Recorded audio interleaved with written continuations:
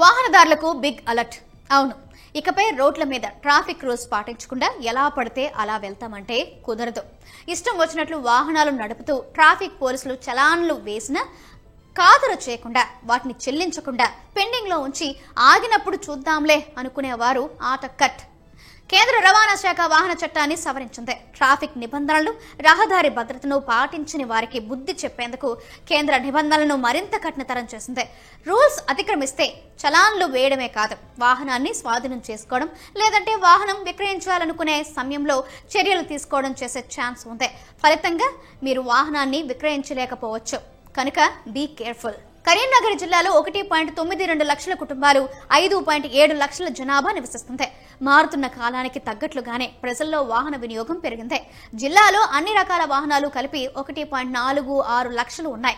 ఇందులో ద్విచక్ర వాహనాలే ఎక్కువ. ఇక్కడి వరకు బాగానే ఉన్న రహదారి భద్రతా నియమాలను పాటించడంలో వాహనదారులు నిర్లక్ష్యం చేస్తున్నట్లు ఏటా పెరుగుతున్న చలాన్ల గణాంకాలు స్పష్టం చేస్తున్నాయి.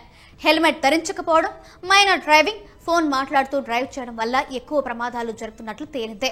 కొందరు నంబర్లు తొలగించి వాహనాలు నడుపుతున్నారు. నిత్యం పోలీసులు, రవాణా శాఖ ఆధ్వర్యంలో తనిఖీలు చేపడుతూ అవగాహన కల్పిస్తున్నా మార్పు కనిపించడం లేదు. కేంద్ర రవాణా శాఖ నిబంధనల ప్రకారం వాహనానికి వేసిన చలాన్లు 5 కంటే ఎక్కువ పెండింగ్ లో ఉండి వాహనం పోలీసులకు చిక్కితే రవాణా శాఖ అధికారులు వాహనాన్ని స్వాధీనం చేసుకునే అవకాశం ఉంది. తీవ్రతను బట్టి లైసెన్సులు కూడా రద్దు చేసే అవకాశం కల్పించింది. రవాణా శాఖ ఆ వాహనంపై ఎలాంటి లావాదేవీలకు అనుమతించదు. దీనివల్ల వాహనం విక్రయ సమయంలో ఇబ్బందులు ఎదురవుతాయి.